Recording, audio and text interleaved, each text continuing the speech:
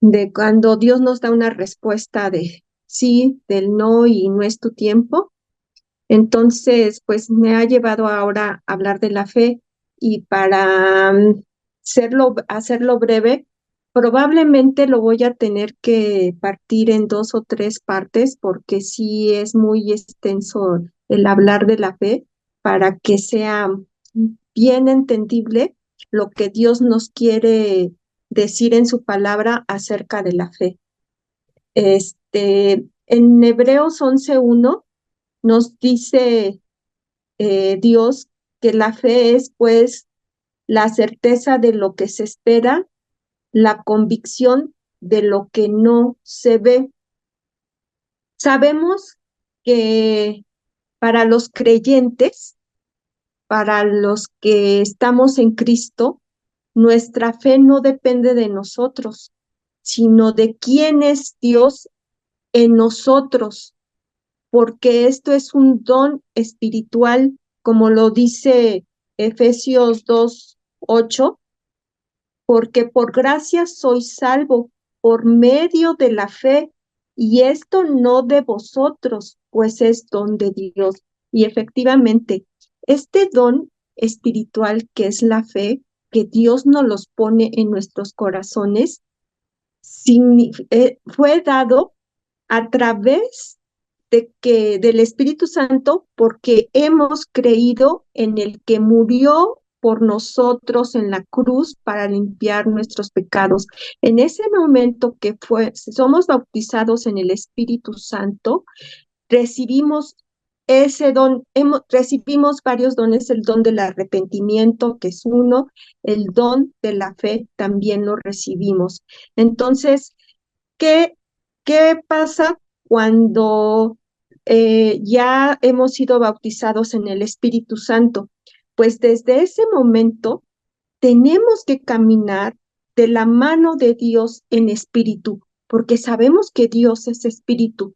Y entonces Dios no puede caminar de la mano con nosotros si seguimos en la carne, porque el espíritu de Dios no es, andamos como en yugo desigual, por decirlo, ¿no? Entonces, de esta forma que caminamos de la mano en espíritu con Dios, nos lleva a esa santidad. Nuestra fe no está relacionada con la palabra de Dios y está vinculada con nuestra obediencia hacia Dios. Esto significa que no podemos poner nuestra fe en algo material o en alguna persona, sino que debemos ser completos, sino nuestra fe tiene que estar depositada completamente en Dios. Yo pongo un ejemplo vago que, por decirlo, ¿no? En un amuleto o en la agua bendita que la Iglesia Universal usa muchas veces, ¿no? Que le tiene la persona, como repito, que no es creyente, le tiene fe a que al agua bendita, que si me echan o el padre me echa tantita agua bendita o traigo mi amuleto, me voy a aliviar o mi carro, si es bendecido con agua bendita, no va a chocar y etcétera. Pero pues no, sabemos que realmente no es esa fe que nos pide Dios, sino que esa fe que nos pide Dios es como la que dice en Hebreos 11:1 que acabo de leer, es poniendo nuestra confianza completamente en Él, en su poder, en su voluntad, porque si le oramos a Dios y le decimos, Señor, tengo esta enfermedad que los médicos ya me desahuciaron, pero tú eres el que tienes la palabra, Señor, y yo tengo fe en ti, confianza en ti, que me puedes limpiar. Si esa es tu voluntad, me puedes limpiar de este cáncer. Y entonces deposito mi fe. Tal vez, como siempre, como repito, Dios no me limpia mi cuerpo, del cáncer y fallezco, muero, pero tengo esa fe y esa esperanza que aunque en este cuerpo pecaminoso y corrupto no lo limpió el Señor de cáncer, voy a entrar al cielo ya sin cáncer. De alguna manera, Dios me va a limpiar de ese cáncer. Ajá. Entonces, es depositando esa fe y esa esperanza para los creyentes. Tenemos esa esperanza, hermanos, que aunque muramos de cáncer, junto a Él vamos a estar limpios y libres de todo mal. Entonces, esa es debería de ser nuestro gozo, como dice en Romanos 8:18, ¿no? Que nada se compara con lo que vivamos en este mundo contra la gloria venidera que nos espera en el cielo junto a Él, ¿no? Entonces, por lo tanto, debemos tener una fe viva que al poner nuestra confianza y esperanza en la voluntad de Dios, la cual es buena, agradable y perfecta, como dice Romanos 12:2, pues tenemos que estar gozosos, ¿no? Y que ese sería uno de mis siguientes temas, porque hablar del gozo y tener el gozo del Señor a pesar de cualquier situación buena o mala, eso es divino. Entonces, en mi segunda parte, en la siguiente parte, voy a profundizar cuál es esa fe viva, porque hasta nos dice en Hebreos 11:6, pero sin fe es imposible agradar a Dios, porque es necesario que el que se acerca a Dios crea que le hay y que es galardonador de los que le buscan.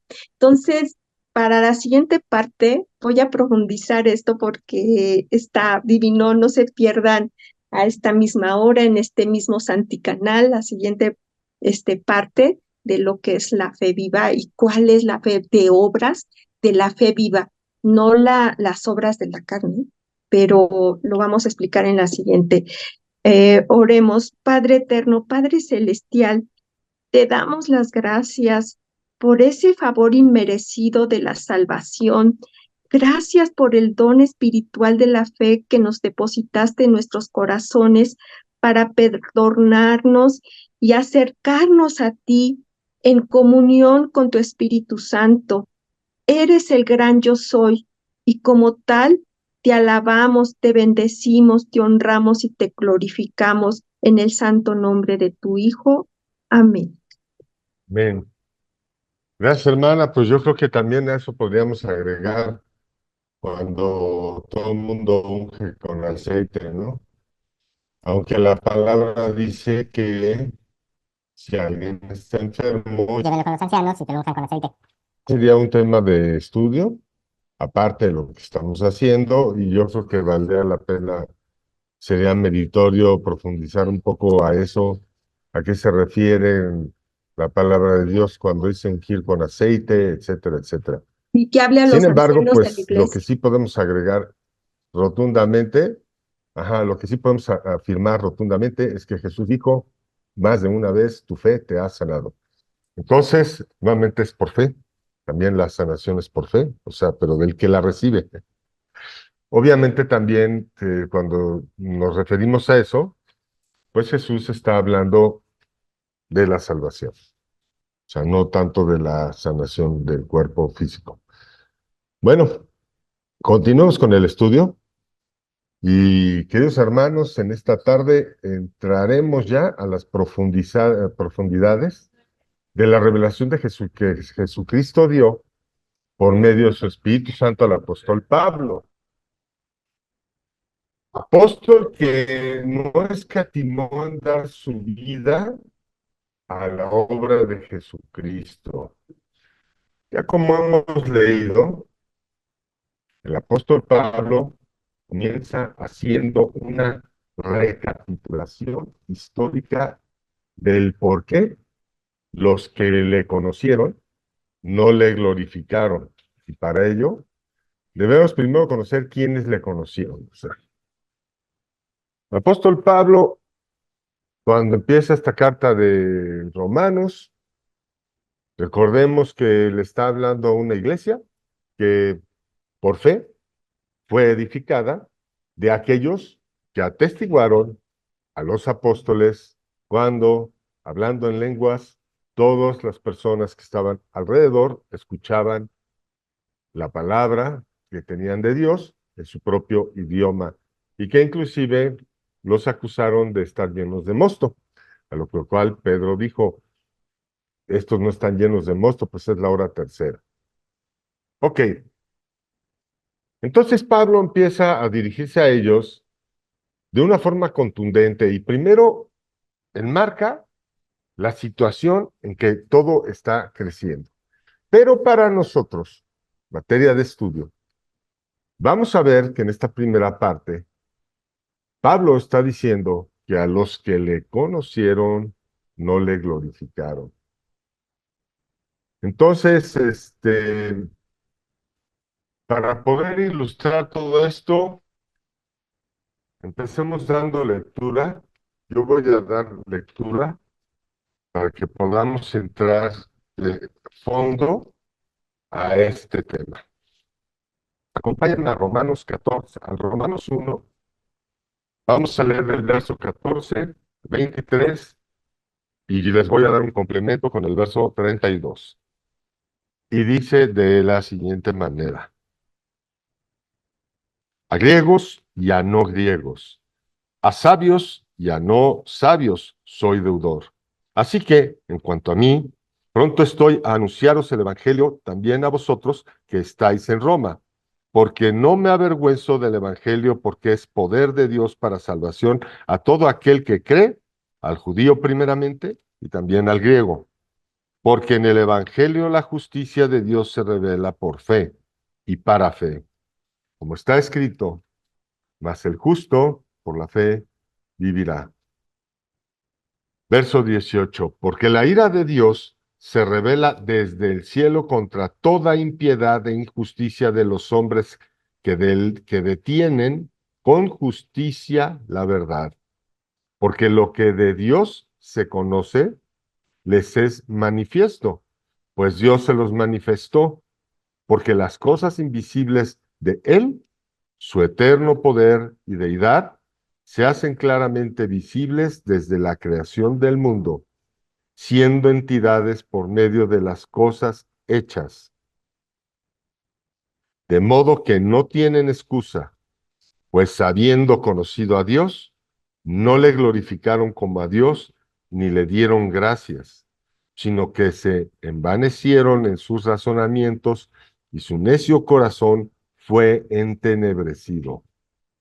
Profesándose sabios, se hicieron necios, y cambiaron la gloria de Dios incorruptible en semejanza de imagen de hombre corruptible, de aves, de cuadrúpedos y de reptiles, por lo cual también Dios los entregó a la inmundicia en las concupiscencias de sus corazones, de modo que, deshonrando entre sí sus propios cuerpos, ya que cambiaron la verdad de Dios por la mentira, honrando y dando culto a las criaturas antes que al Creador, el cual es bendito por los siglos.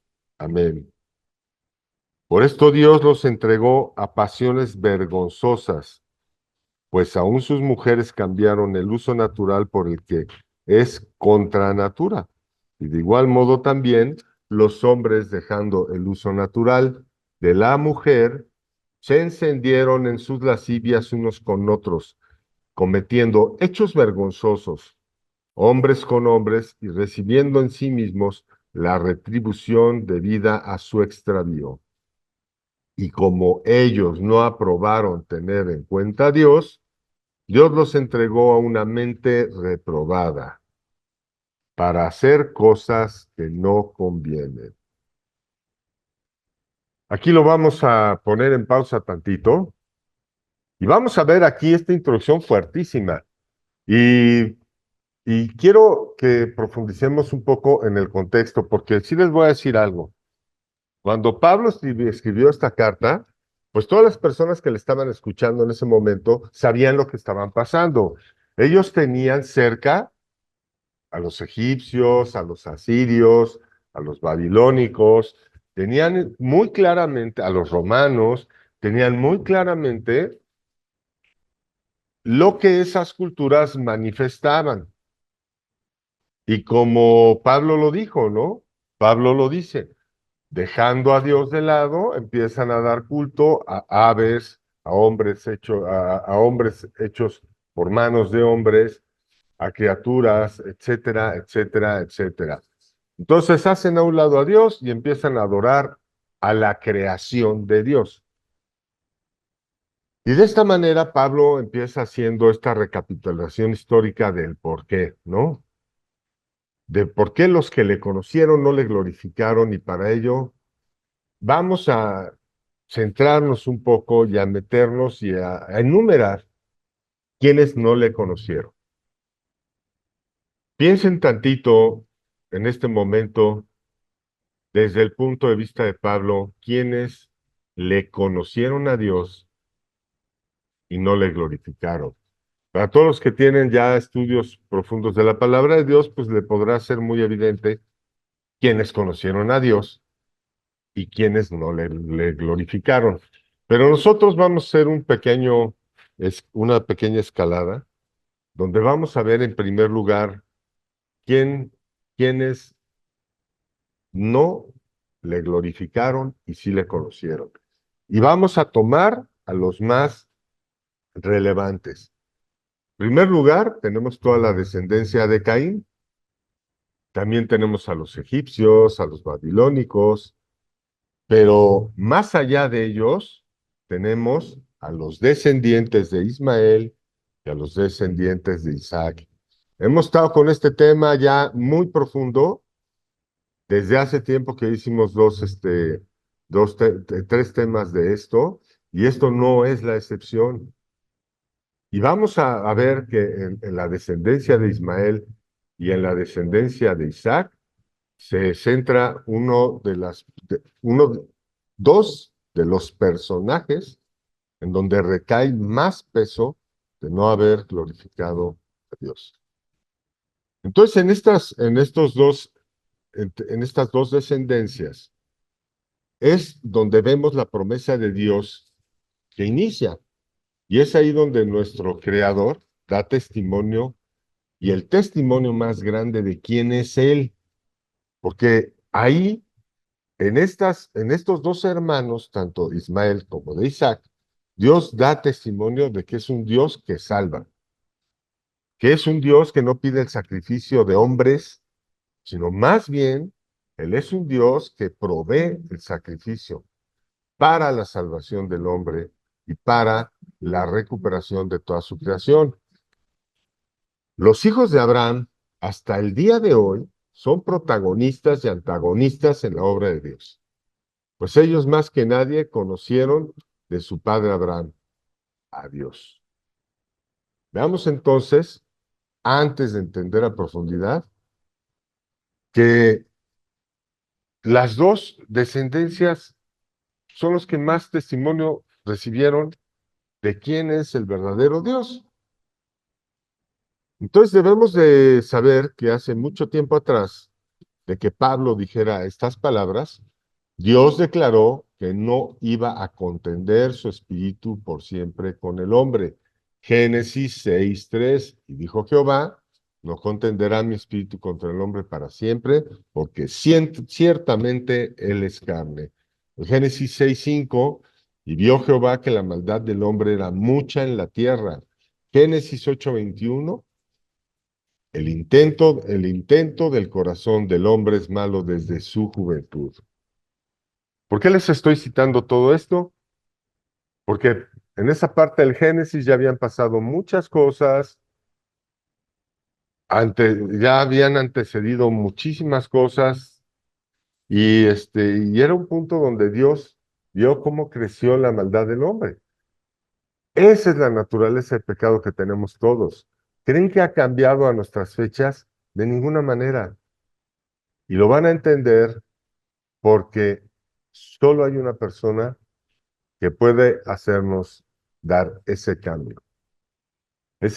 de esa descripción, de ese Génesis, a lo que hoy conocemos como la gracia. Ok, ahora sabemos bien que los egipcios también conocían a Jehová, y eso lo podemos constatar desde el Génesis 12:27. Mas Jehová hirió a Faraón y a su casa con grandes plagas por causa de Sarai, mujer de Abraham. En ese momento, Abraham todavía no había sido el cambio de su nombre, todavía no había nacido Ismael ni había nacido Isaac. Y es cuando Abraham va a buscar refugio a Egipto, y por temor a que lo maten, dice que Sarai es su hermana. Y bueno, Jehová manda estas plagas a Faraón a modo de hacerle ver que iba a cometer un gravísimo error.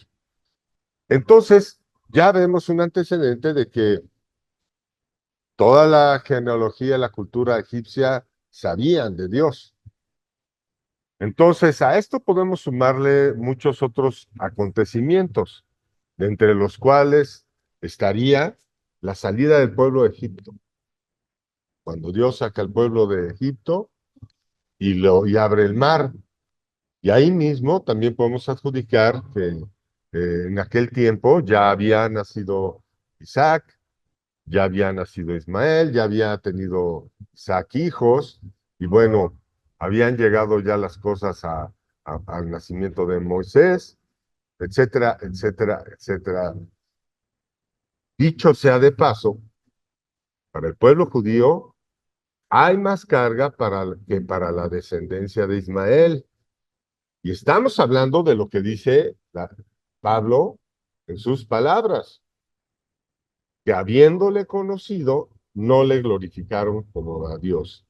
Entonces, esto que estoy citando es un modo de decir, imagínense cuánta carga ya hay para el pueblo judío, porque habiéndole conocido, no le glorifican como a Dios.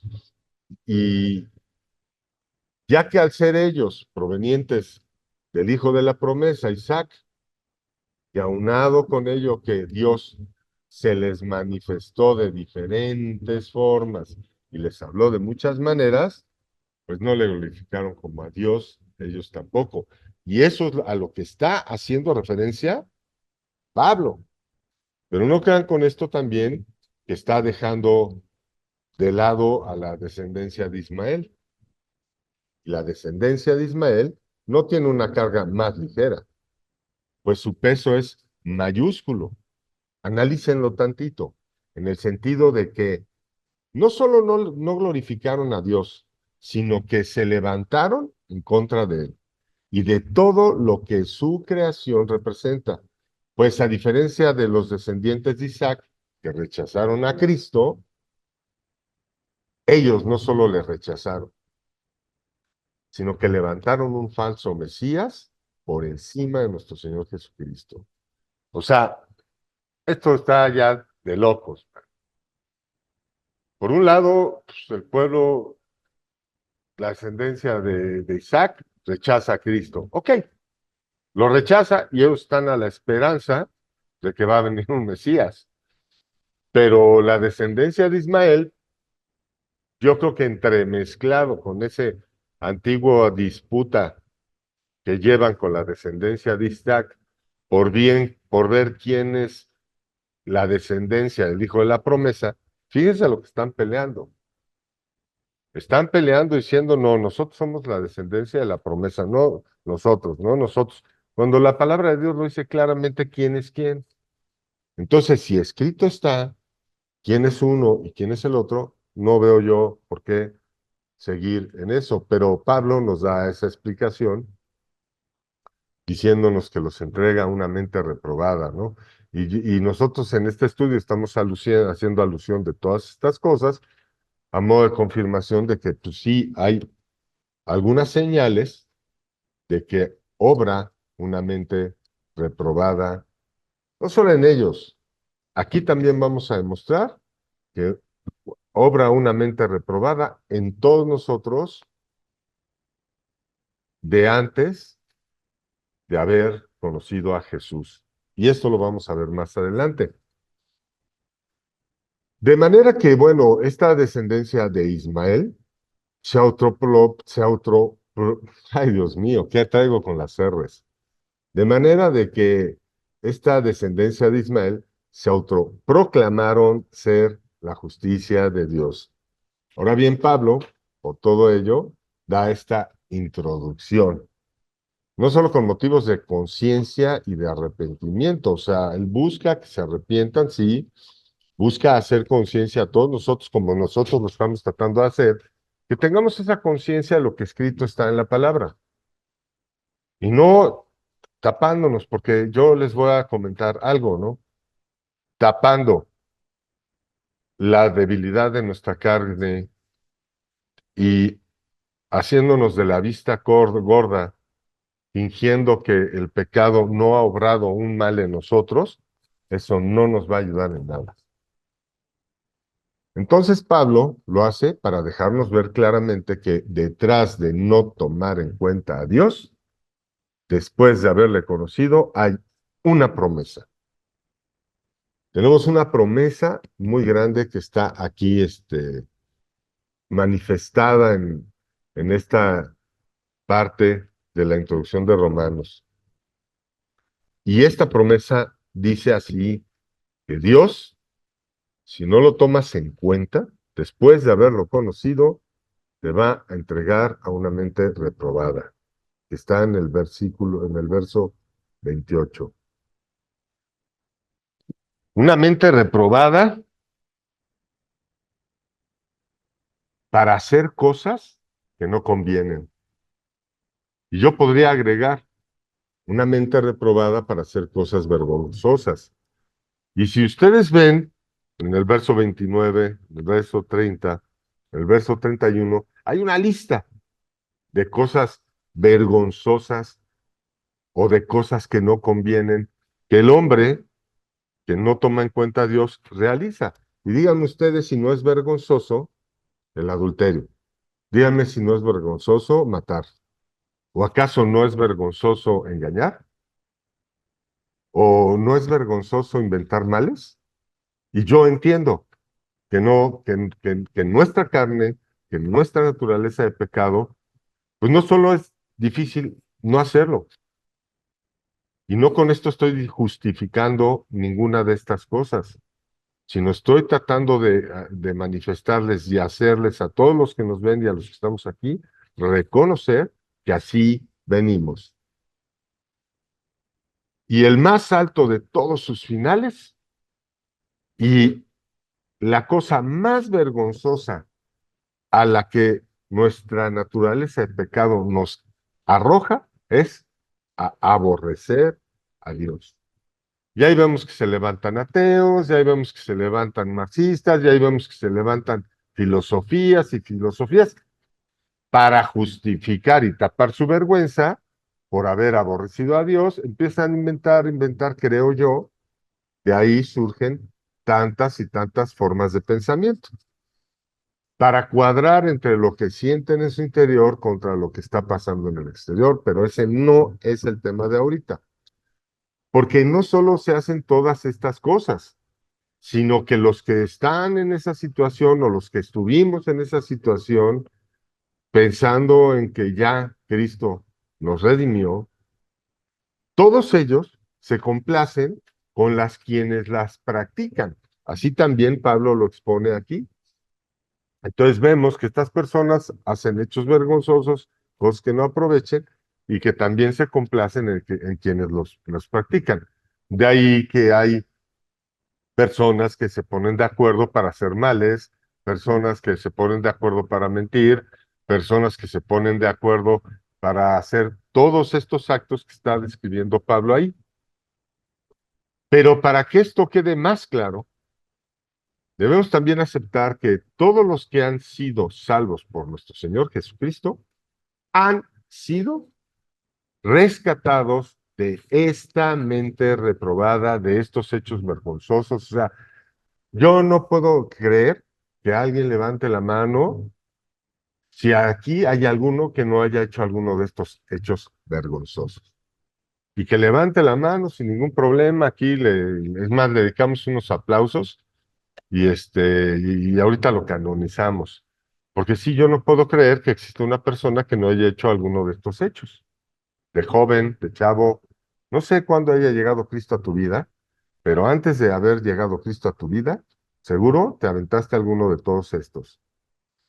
Y esto lo vamos a ver más claramente ahorita que regresemos de este corte que tenemos en la programación, de esta pausa de 9 minutos que tenemos. Vamos a ver exactamente claro por qué nadie se escapa de haber estado así. Inclusive voy a agregar lo mismo.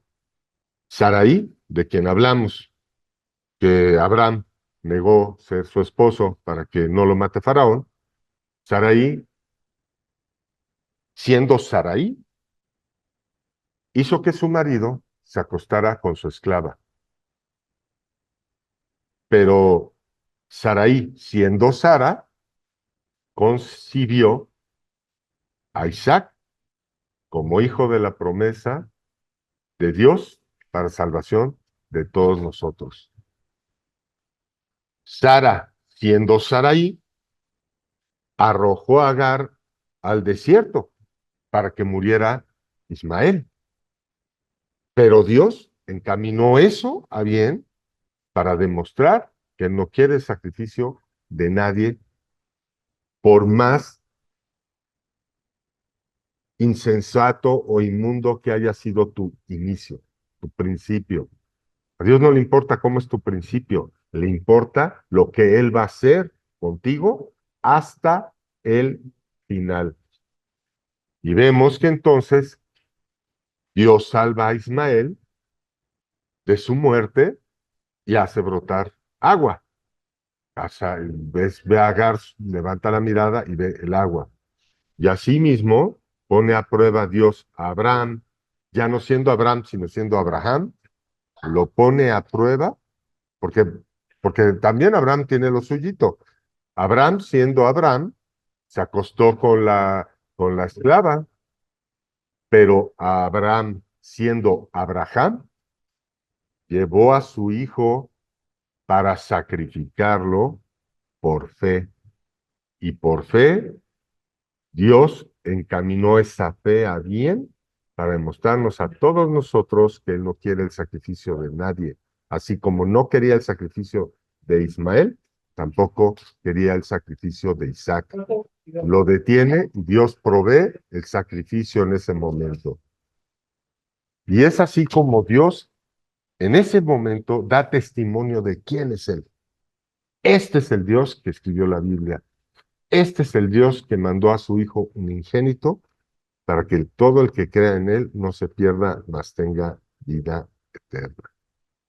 Si quieren comentar algo antes del corte, pues están abiertos los micrófonos para no proseguir más allá, porque si no, no me da tiempo de cerrar la siguiente parte, que es muy importante porque la parte que viene a nuestro regreso es la que da testimonio de que ningún hombre está eximido de haber andado en sus fuerzas antes de haber conocido a Jesucristo.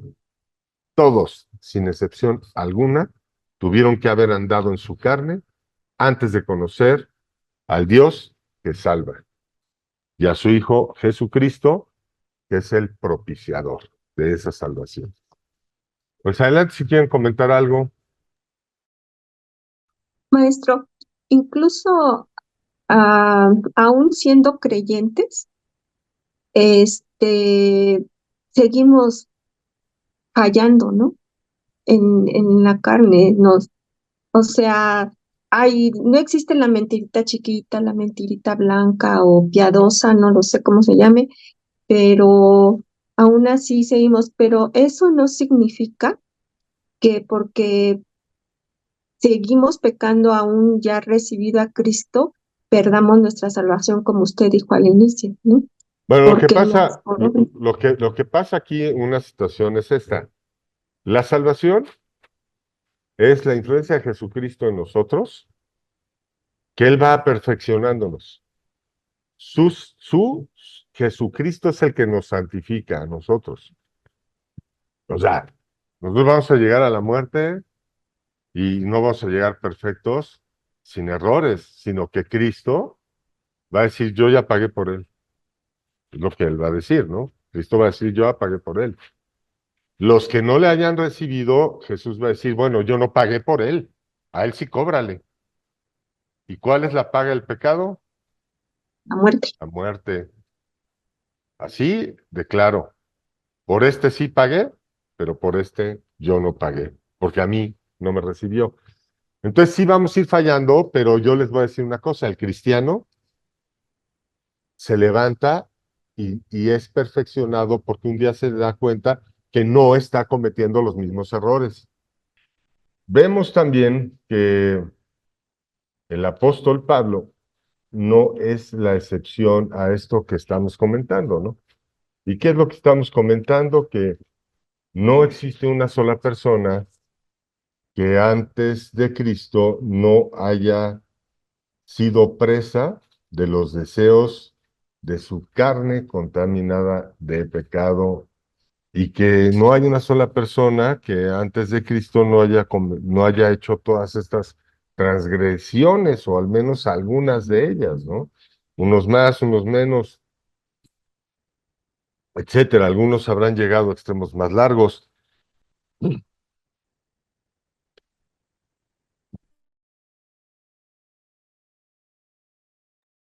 Pero una cosa sí estamos seguros. Sí estamos seguros que Dios tiene una promesa porque a los que Él conoció, a ellos predestinó. También es una característica de todas las personas que han reconocido y que han recibido a Cristo como Señor y Salvador, que Dios los detiene de avanzar en esa situación y los lleva a su Hijo Jesucristo. Y por ello Jesucristo dijo, Padre, los que traes a mí vendrán a mí y los que a mí vienen yo no echo fuera, salvo el hijo de perdición. Pero vamos a ver este testimonio de Pablo, que debe de ser impactante para todos nosotros. Inclusive este testimonio debe de darnos razón para que el día de mañana pues no nos sintamos santos, ¿verdad? Y los más ungidos, sino que nos sintamos agradecidos de que Dios nos haya sacado de esa mente reprobada, que nos haya apartado de esa muerte a la que íbamos a llegar para poder pagar por nuestros pecados. Y pues nos da una vida abundante. Y para poder ver este testimonio, acompañen por favor a Hechos 26, del verso 9 al verso 10. Y dice de la siguiente manera. Este es Pablo hablando, les voy a dar el contexto. Los judíos agarran a Pablo, lo llevan a las autoridades romanas para justificar matarlo. Entonces quieren matar a Pablo, lo llevan con las autoridades romanas para que las autoridades romanas lo entreguen a ellos mismos y en el camino de que lo llevan a Judea, ya tenían preparado matar a Pablo. Pero evidentemente Pablo, ya en el Espíritu Santo, Pablo apela al César y se hace todo un proceso en el inter de que los judíos lo están peleando y Pablo apela al César, en donde Pablo se asemeja mucho, de alguna manera se asemeja mucho a lo que le hicieron a nuestro Señor Jesucristo, pero muchísimo. Evidentemente, Pablo no tenía llamado a hacer, a entregar su vida en muerte por todos nosotros, y vemos que el desenlace de esa perpetración que hace el pueblo, que hacen los judíos, los fariseos, los saduceos, esa perpetración que ellos hacen,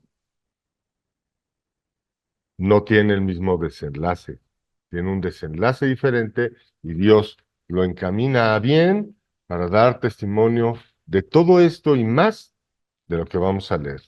Y dice así, Hechos 26, capítulo 9. Yo ciertamente había creído mi deber hacer muchas cosas contra el nombre de Jesús de Nazaret, lo cual también hice en Jerusalén. Yo encerré en cárceles a muchos de los santos, habiendo recibido poder de los principales sacerdotes, y cuando los mataron yo di mi voto. Entonces también vemos ahorita, voy a hacer esta pausa, porque también vemos ahorita, todo mundo, o sea, curándose en salud. Estamos enfrentando, estamos viendo delante de nuestros ojos una guerra, bueno, varias guerras, pero la más relevante ahorita, la que estamos viendo, es una guerra entre los descendencia de Ismael y la descendencia de Isaac. Ahí están los dos en una guerra y unos curándose en salud, diciendo que son casi casi unos santos, cuando históricamente hablando, se conducen igual, porque la descendencia de Ismael mata a los herejes. Es lo que ellos dicen. Y los judíos aquí estamos atestiguando que también lo hicieron en su momento de matar a lo que ellos consideran herejes. Ahí está también el punto ciego en estas disputas que se dan, porque seguimos en lo mismo, apartados de Dios nada podemos hacer. Entonces, ¿cómo vamos a creer que nosotros vamos a tener una conducta intachable delante de Dios si no contamos con su dirección y con su influencia? De ninguna manera. Y Pablo está dando testimonio de ello, diciendo de esta manera en el verso 10, lo cual también hice en Jerusalén. Yo encerré en cárceles a muchos de los santos, habiendo recibido poderes de los principales sacerdotes, y cuando los mataron yo di mi voto. Y muchas veces castigándolos en todas sinagogas, los forcé a blasfemar, y enfurecidos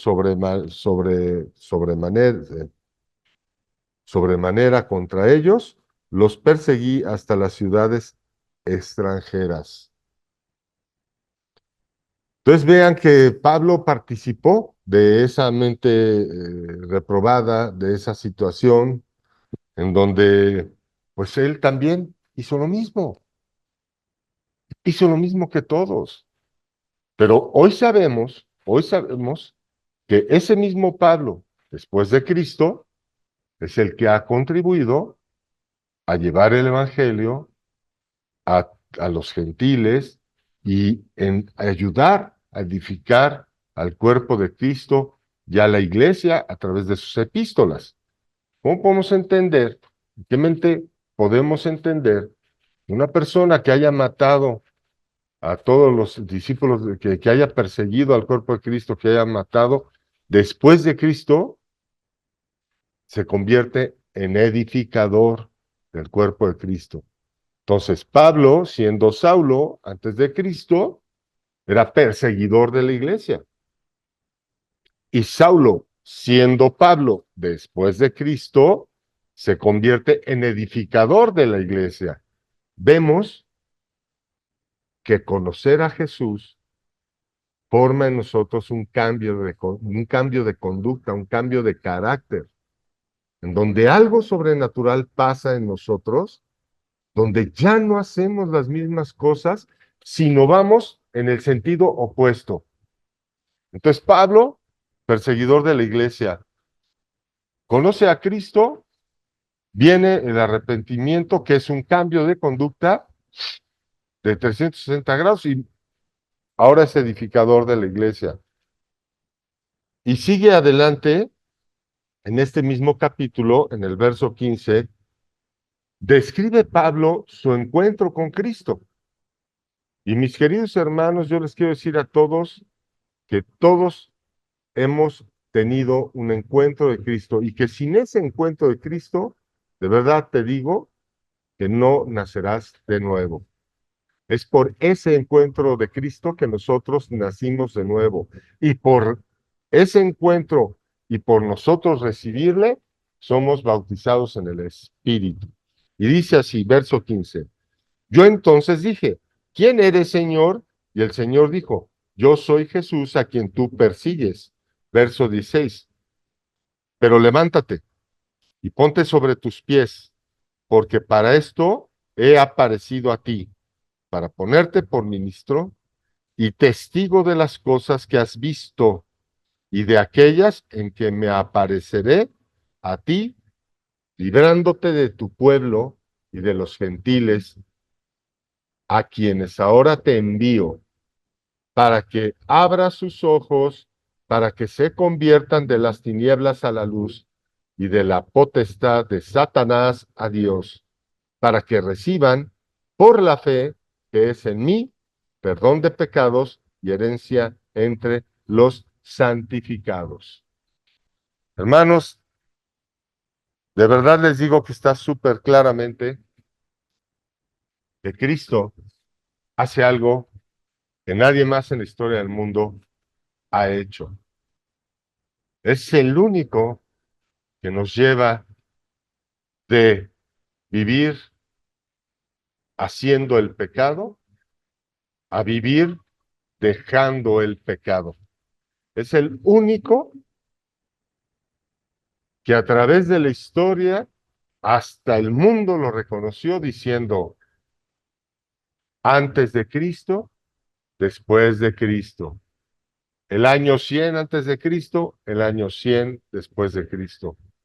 Y tú que nos ves, hoy todos nosotros queremos invitarte a que hoy vengas a tu después de Cristo, a que hoy tengas ese encuentro con Cristo, para que el día de mañana puedas decir, antes de Cristo yo fui esto, antes de Cristo yo hice esto, pero hoy después de Cristo estoy edificando su iglesia, que soy primeramente yo y luego mi semejante, a través del conocimiento que Él me brinda de Dios por medio de su palabra, porque Él es el verbo se hizo carne, para que todo el que le conozca no se pierda. Y si tú que nos ves has pasado, sientes esta situación y estás reconociendo que el pecado te ha llevado a límites que tú hoy aborreces, te pedimos que cierres tus ojos y que nos acompañes en esta oración. Señor, hoy te pido y te doy las gracias por haberme traído a tu Hijo Jesucristo, porque estoy arrepentido de vivir en esta carne de pecado que me ha llevado cosas que decirlas me da mucha vergüenza confesar, pero que hoy te las muestro a ti y las pongo delante de tus pies para pedirte con todo mi corazón que sea tu Hijo Jesucristo mi Señor, mi Salvador, porque tú le resucitaste de entre los muertos para que yo y mi casa seamos salvos. Te pido esto, Señor, en el nombre de Jesús. Amén. Y si tú hoy que nos ves has hecho esta oración, te pedimos que nos los hagas saber con una manita arriba, algún comentario. También si tienes dudas, nos puedes escribir al correo de este canal, donde con gusto Dios nos pondrá saber responderlas para ti. Y damos a gracias a Dios por tu vida y te queremos decir que hoy, si hiciste esta oración, hay fiesta en el cielo. ¿Cómo no va a haber fiesta en el cielo? Si cada vez que una persona que recibe a Cristo, Dios lo está sacando de la muerte, lo está sacando de la muerte y lo está llevando a la vida. Y esa fiesta en el cielo es la vida que Dios planeó para ti recibiéndote. Y hermanos, pues, como siempre es costumbre, en nuestros estudios están abiertos los micrófonos para que podamos comentar, compartir, hablar un poquito de este tema, si es que algo tienen alguna duda, que siempre será de bendición. Adelante, adelante, Jorge, no sé A mí si... me... Ah, perdón. Sí, vamos Ya, ahorita. bueno, yo quería Adelante. nada más de la fe decirles que la única fe que salva es la de Jesucristo. Él es el camino, la verdad y la vida. Ajá. ¿Sí me oyes? Sí, no, no. Ok. Entonces, En la parábola del sembrador, en Marcos 4, también nos dice, ¿no? De que cómo va sembrando, quién va tomando la palabra, porque sin fe es imposible agradar a Dios, ¿no? Entonces es muy importante decir que la fe que salva es la de Jesucristo, el camino, la verdad Gracias. y la vida. Ujú. Y lo vemos en el don, en los dones, en Efesios, que es don de fe, cuando te dice que tu fe es como un grano de mostaza. Ajá. Es la más pequeña cuando tú inicias en Cristo, por la situación que tú vienes diciendo, ¿no? Que arrastramos cuando nacemos de nuevo y va dándose según como tú la vas nutriendo, conforme la vas llenando. Uh-huh. La vas haciendo más grande hasta mover montañas o lo que tú alcances, conforme Dios te dé ese don y tú lo quieras aceptar y llevar a cabo en tu persona. Uh-huh. Porque el camino siempre va a estar, pues, con tropiezos quizás, ¿no? Porque estamos en Cristo y la lucha espiritual es una de las cosas que nos ayuda para la fe con la armadura de Dios, ¿no?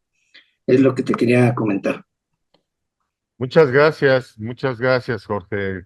Pues no nos los comentas nada más a nosotros, nos los comentas a todos los que nos están viendo y pues acuérdense que no nada más estamos, o sea, sí estamos recibiendo en el estudio, pero también estamos participando. Adelante, Leti, por favor, que querías comentarnos algo. Yo nada más quería complementar de lo que usted dice, maestro, que nos cambia la identidad. Ya somos sus hijos, somos coherederos. Entonces somos unas princesas, unos príncipes de Dios. Y eso es lo más importante, que nos cambia nuestra identidad como nueva criatura.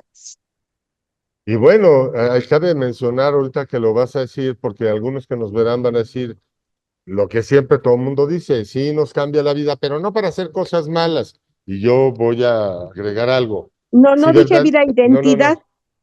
dije, voy a agregar algo. Mm. Si verdaderamente Cristo ya está en tu corazón, no recurres a hacer cosas malas. O sea, lo que te va a sorprender en tu vida es que dejas de hacer cosas malas, dejas de reaccionar como antes reaccionabas, y ahí empieza el testimonio de que Cristo es la influencia en tu corazón. Adelante, Olga, por favor. Gracias. A mí lo que no me impacta es lo que acaba de comentar. Ay, Eh, hermana, no la escuchamos.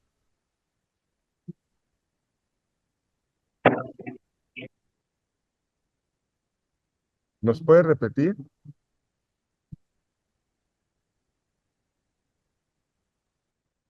Bueno, entonces, ¿Sí? sí, adelante. ¿Puedo hablar? Sí, por ¿Puedo favor, hablar? Nomi, sí, adelante. Dice, les puedo leer un poquito. Dice, tenemos un nuevo corazón y un nuevo espíritu en nuestro interior. Una profecía importante del Antiguo Testamento es el que les daré un nuevo corazón y les infundiré un espíritu nuevo en Ezequiel 36:26. Antes de ser cristianos, nuestro corazón era engañoso y sin remedio, como lo dijo Jeremías, pero ahora en Cristo tenemos un corazón nuevo y limpio. Uy, qué bonita luz nos estás arrojando, porque fíjate qué bonito testimonio, ¿no? Tanto que estábamos ahí, están diciéndonos, y tanto que, chequen esta acción. Ahorita vamos con Leti, pero ahorita vino a mi mente algo que siempre he querido compartir. Chequen esta acción. A mí me llama mucho la atención que en estas épocas, en estos últimos tiempos, cuánto judío se ha levantado en contra de Cristo. Y las personas que sí profesan la fe de a de veras me van a respaldar en lo siguiente. ¿Por qué se levantan a atacar a Cristo en vez de predicar lo que ellos saben? ¿Por qué no están hablando de la Torá todo el día, hablando de las cosas bellas que tiene todo el Antiguo Testamento para darnos a nosotros? Y en vez de eso, en vez de hablar de esas cosas bonitas, de decir, oye, ¿sabes qué? Como yo vi ahora sí, yo vi a un rabino en un video, que qué bonito dijo él, estaba hablando del vino, y lo estaba entrevistando un Bacari ahí en Israel, ¿no? Es un canal que hay por ahí. Pero el asunto es que está hablando del vino y él está diciendo, para Dios tomar vino está bien si te va a alegrar, te va a alegrar el espíritu, en el sentido de que a Dios le gusta que seamos alegres de espíritu. Y lo que pude rescatar yo de lo que el rabino hablaba, no era el asunto del vino, sino de que a Dios le gusta el corazón alegre, le gusta que nosotros seamos alegres. Y nosotros en Cristo, pues ya no estamos vino, ya estamos alegres, o sea, todo el tiempo estamos alegres. Nosotros pasamos por diferentes pruebas y tenemos una paz que sobrepasa todo entendimiento. Y yo quería hacer alusión a una cosa. Estos cambios de conducta de las personas que han recibido a Cristo hoy en día dan testimonio de que Jesús vino a salvarnos todos. Yo no entiendo por qué, teniendo estas pruebas y estos testimonios de ahorita, de personas de ahorita, porque las personas que tienen a Cristo no están atacando ahí a nadie, ni están, nada más están predicando el Evangelio.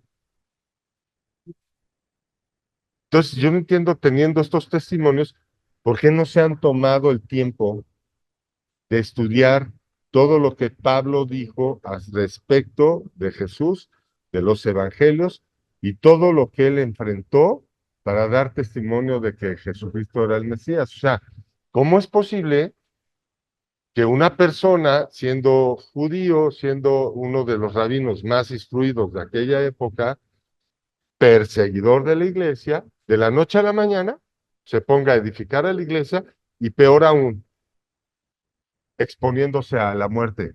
No, o sea, él no empezó a predicar a Cristo para comprarse un avión presidencial, ¿verdad? Él no empezó a predicar a Cristo para tener una mansión ahí en Judea. Él predicó a Cristo perdiendo todas sus posesiones, toda su posición social dentro del pueblo judío y constantemente en riesgo de muerte. Y no una muerte bonita, porque lo apedrearon, lo arrojaron de un barranco creyéndolo muerto. Entonces, ¿quién hace eso? No está normal, ¿verdad? Y todo está testificado. Fuentes extrabíblicas y bíblicas. ¿Algún otro comentario más? Porque yo ya me estaba arrancando para echarme otra prédica. Olga, Sí, tienes, por favor, Ahora, ya te escuchamos. ahora sí. por eso, Bueno, comentaba por eso, acerca de, sí puedo también, bueno, ya he aprendido que Nada más que acabe Olga de compartirnos, por favor. sí puedo hablar, Sí, sí. adelante. Hermana Olga, por favor. sí, gracias. Lo único que quería comentar, bueno, lo que a mí me impactó de lo que comentó, de que en el momento de que recibimos a Cristo en nuestras vidas, hace esa transformación en cada uno de nosotros. Y creo que no hay mayor testimonio en la que eh, vemos manifestada en nuestra mentalidad, en nuestras obras, que ya no actuamos nosotros solos, sino que Cristo actúa a través de nosotros y lo que hace poco descubrí, bueno, más bien el Espíritu Santo nos revela, bueno, que esa transformación se viene dando a través de la santificación que hace en cada uno de nosotros, y a mí eso me ha impactado mucho. Gracias. Qué bueno, gracias a Dios por su vida y por todo lo que Dios está haciendo contigo. Noemí, ¿algo ibas a comentar? Sí, que hemos aprendido que a pesar de que pues nosotros estamos en Cristo y hemos escogido nuestra identidad en Cristo, todavía no desaparece lo carnal que nosotros tenemos.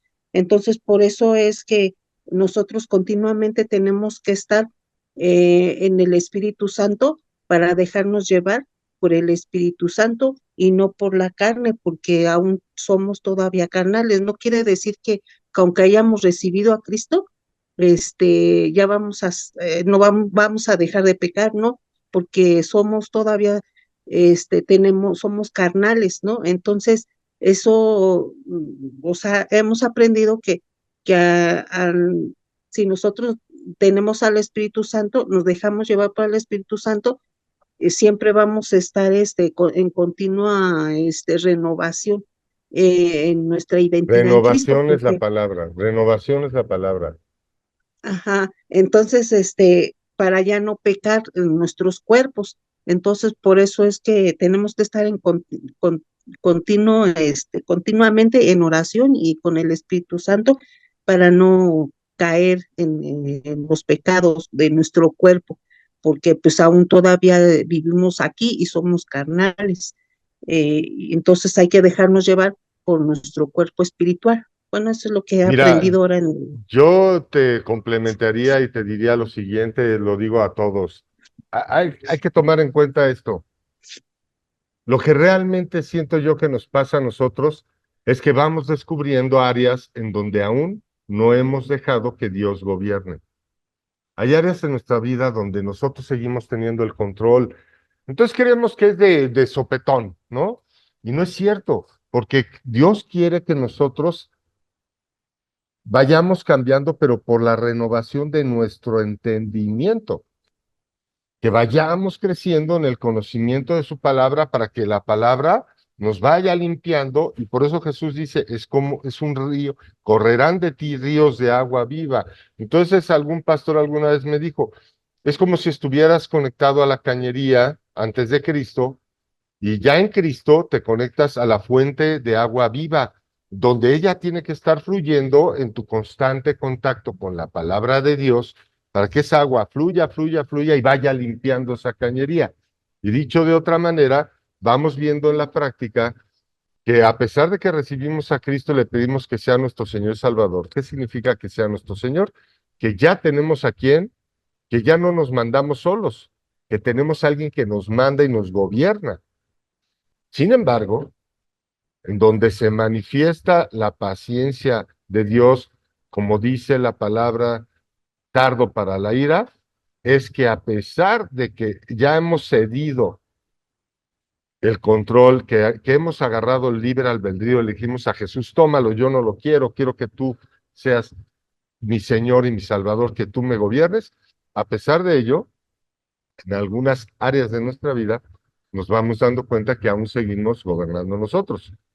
Pero esa es la aventura y esa es la vida y esa es la película más hermosa que puede cualquier persona vivir, ir creciendo en conocimiento y ok, ya no gobierno aquí, ya no gobierno aquí, ya no gobierno acá, ya veo a Dios gobernando en esas áreas, de repente, ¡pum!, me topo con una que no había visto y me doy cuenta que en esta sigo gobernando yo.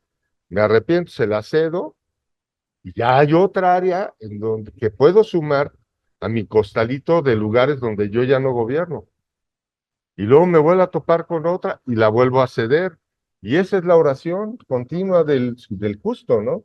La oración continua del justo es, Señor, este, no se está cumpliendo esta situación y esta situación de tu palabra en mi vida, por favor, obra en mí para que esto suceda, etcétera, etcétera, etcétera. Creo que eso ha quedado vastamente expuesto en muchos de los estudios que hemos compartido aquí.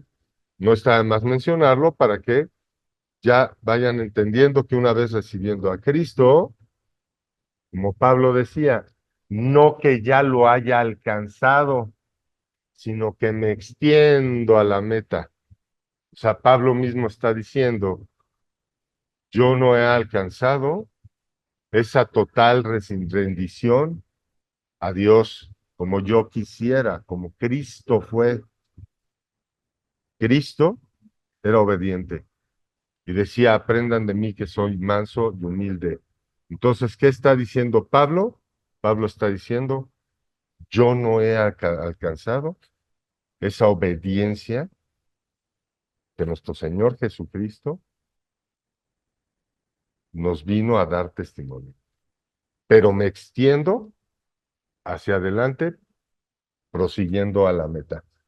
Y yo con esta idea nos podemos despedir todos, llevándonos a nuestras casas ese pensamiento de que pues aun cuando hayamos recibido a Cristo y por alguna razón hayamos tomado el control y las decisiones de nuestra vida por un segundo o por lo que sea, recordemos que no lo hemos alcanzado, pero que por la gracia nos extenderemos a lo que sigue,